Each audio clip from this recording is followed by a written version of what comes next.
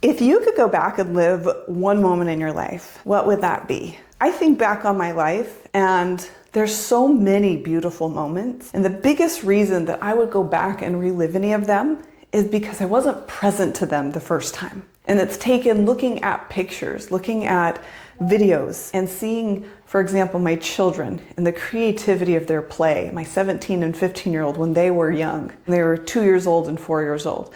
And they were running around the house and putting on costumes and creating all kinds of stories that they played. And my son had a little bit of a lisp at the time. And I was so busy because I was running a dance studio and I was having a baby. I was having number 3 child. And I was so busy and I was so stressed and I was so hard on myself that I didn't just sit in that moment of their innocence, of their joy, of their fearlessness. And all of that changes over time. Kids become teenagers and they start to question everything. And they're supposed to. But in that process, they often question themselves, and that fearlessness, that willingness to try anything and be anything and talk to anyone starts to shift. And I wish I could have just sat in that moment and just reveled in it for a moment, how beautiful it was. And I have compassion on myself in knowing that I was doing the best I could at the time. But if I could go back in time, I would just be in a few of those moments and just sit in them. Just sit in them for those few moments and love them for what they are. And of course, that means that maybe I'm a little more aware of moments now.